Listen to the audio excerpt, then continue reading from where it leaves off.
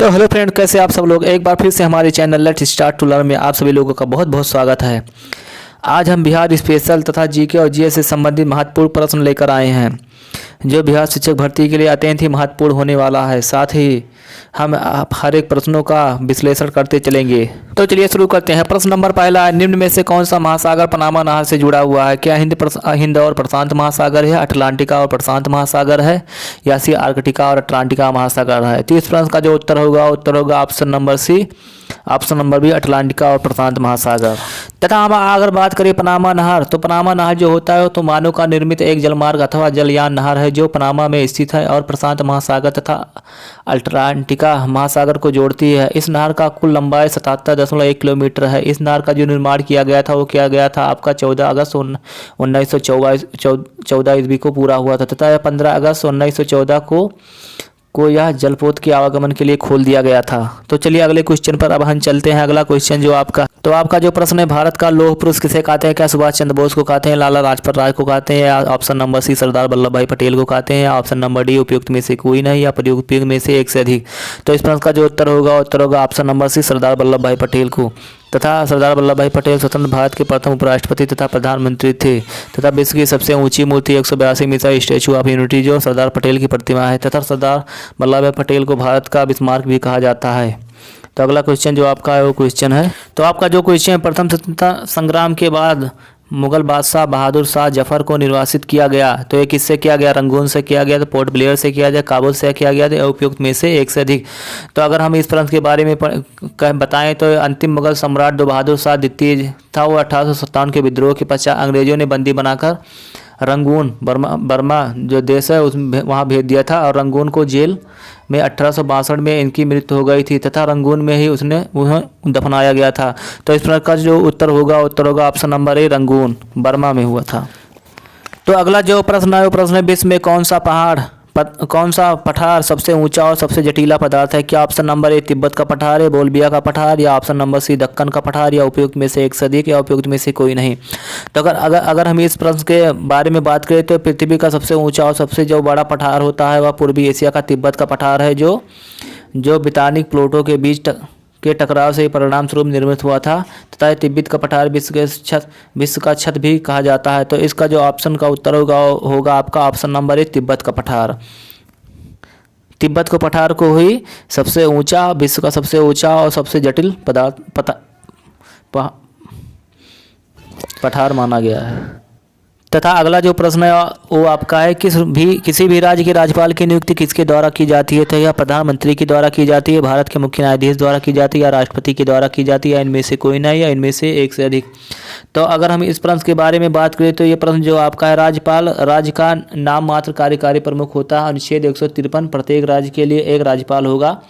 एक व्यक्ति के 2 या 2 से अधिक राज्यों के लिए राज्यपाल के रूप में नियुक्ति किया जा सकता है तथा केंद्र सरकार प्रत्येक राज्य के लिए राज्यपाल को नामित करता है और राज्यपाल की जो नियुक्ति करता है वो करता है राष्ट्रपति द्वारा करता है तथा 5 वर्षों की अवधि के लिए की जाती है। परंतु राज्यपाल राष्ट्रपति के प्रसाद पर्यंत कार्य करता है और इससे कोई निश्चित अवधि नहीं होता है। राष्ट्रपति द्वारा राज्यपाल को एक राज्य से दूसरे राज्य में स्थानांतरित भी किया जा सकता है, उसे पुनः नियुक्त भी किया जा सकता है। तो इसका जो प्रश्न का उत्तर होगा आपका ऑप्शन नंबर सी, राष्ट्रपति के द्वारा इसका चयन किया जाता है।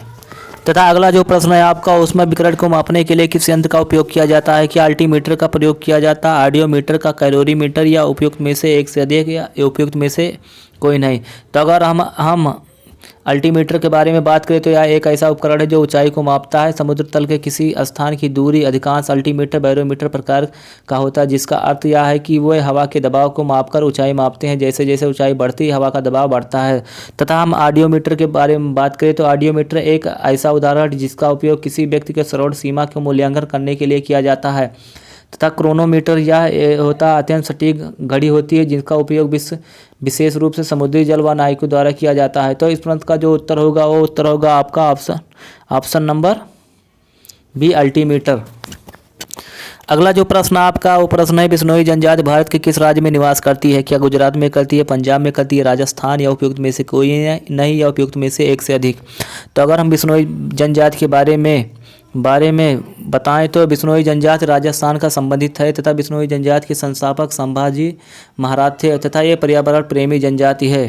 तो इस प्रश्न का जो उत्तर आपका होगा आपका option number C Rajasthan. Rajasthan का ये एक जनजाति है। तो आपका जो अगला प्रश्न है, बिहार राज्य की सीमा किस देश की सीमा से जुड़ी हुई है? क्या म्यांमार से, बांग्लादेश से, चीन से या उपयुक्त में से कोई नहीं? तो अगर हम इस प्रश्न के बारे में बात करें तो बिहार की जो राज्य की सीमा होती है वो उत्तर प्रदेश, झारखंड, पश्चिम बंगाल राज्य और नेपाल देश से जुड़ी हुई है।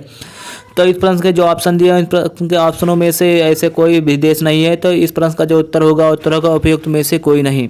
तो चलिए आप अगले क्वेश्चन पर चलते हैं। अगला क्वेश्चन जो आपका, तो अगला जो क्वेश्चन आपका, निम्नलिखित में से कौन सा पौधे के लिए आवश्यक सूक्ष्म पोषक तत्व नहीं है? क्या बोरान है, जिंक है, सोडियम है? उपयुक्त में से कोई नहीं है। तो उपयुक्त में से एक से अधिक। तो अगर हम पोषक तत्वों के बारे में बात करें तो पौधे के लिए, वृद्धि के लिए और संतुलित पोषण के लिए बहुत ही महत्वपूर्ण होता है पोषक तत्व।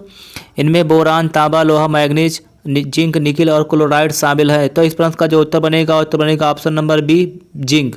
जिंक हम पोषक तत्वों में की श्रेणी में नहीं रखते हैं। तो चलिए आप अगले क्वेश्चन पर चलते हैं। अगला जो आपका प्रश्न है वो प्रश्न है, अगला जो आपका प्रश्न है, प्राचीन भारत का नेपोलियन किसे कहा जाता है? क्या चंद्रगुप्त मौर्य को कहा जाता है, समुद्रगुप्त मौर्य को या पुष्पमित्र को? तो अगर हम इस प्रश्न के बारे में बात करें तो समुद्रगुप्त को भारत का नेपोलियन कहा जाता है। तथा अगर समुद्रगुप्त गुप्त वंश का दूसरा शासक था, सेना के महत्वाकांक्षी के कारण उन्हें भारत का नेपोलियन कहा जाता था। उन्हें गुप्त वंश का सबसे महान शासक माना जाता था क्योंकि उन्होंने प्रमुख सैन्य अभियान चलाए थे। वह अपने पहले आर्यवर्त युद्ध के दक्षिणी अभियान के लिए जाने जाते हैं तथा इन्होंने कई युद्ध लड़े और इस प्रकार उन्होंने पृथ्वी प्रथम वीर की उपाधि सम्मानित किया गया। इसका अर्थ है कि विश्व का पहला शक्तिशाली व्यक्ति।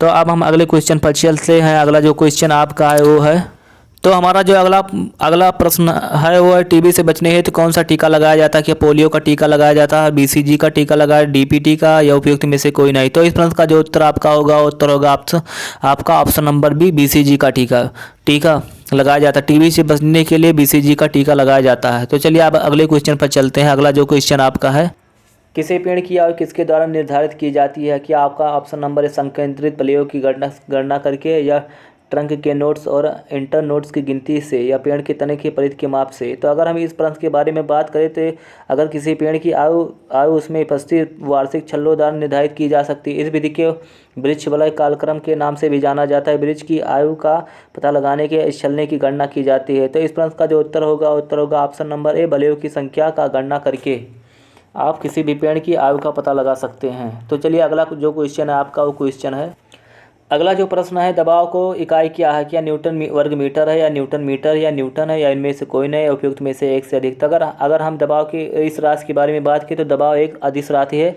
यह आमतौर पर बल की मात्रा के रूप में परिभाषित किया जाता है जो कि निश्चित क्षेत्र पर लागू होता है। तथा दाब के लिए जो एसआई प्रणाली की मूल इकाई पास्कल है वो है आपका N/m², यानी कि न्यूटन प्रति मीटर स्क्वायर। तथा जहाँ न्यूटन kg/m सेकेंड होता है। तथा इस प्रश्न का जो उत्तर आपका बनेगा न्यूटन वर्ग मीटर। चलिए आप अगले क्वेश्चन पर चलते हैं। अगला जो क्वेश्चन है बहुत ही धमाकेदार है, गैल्वेनीकरण की प्रक्रिया में किस धातु को लोहे के ऊपर लेपित किया जाता है? तो अगर हम इस प्रश्न पर एक गौर करें तो गैल्वेनीकरण की जो प्रक्रिया होती है वो जस्ते पर लोहे के ऊपर लेपित किया जाता है। जंग लगने से बचाने के लिए जस्ते का लोहे के ऊपर लेप किया जाता है। तथा गैल्वेनीकरण लोहे को प्राप्त करने का सबसे आम तरीका है जिसे गर्म पिघले हुए जस्ते में डुबोया जाता है। जब जस्ता लोहे के ऊपर लेपित हो जाता है तो यह लोहे की हवा और नमी के संपर्क में आने से बचता है। तो इस प्रश्न का जो उत्तर होगा ऑप्शन नंबर ए जिंक। तथा अब हम अगले प्रश्न पर चलते हैं। अगला जो प्रश्न आपका है वो है, निम्न में से कौन सा मिश्र धातु नहीं है? क्या पीतल है, जिंक है, स्टील है? उपयुक्त में से कोई नहीं है, उपयुक्त में से एक से अधिक। तो अगर हम पीतल की बात करें तो जो पीतल होता है मुख्य रूप से मिश्र धातु है जिसमें तांबा के साथ साथ जस्ता भी मिलाया जाता है।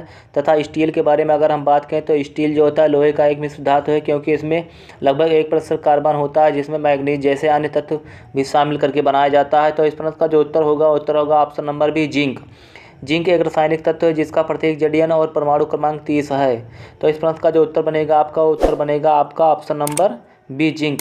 अगर ये आपको वीडियो अच्छी लगी तो हमारी वीडियो को लाइक कर दें और अगर आप चैनल पर नए हैं तो चैनल को सब्सक्राइब कर दीजिए। धन्यवाद। आपका दिन शुभ हो, मंगल हो। जय श्री राम। धन्यवाद। Best of luck.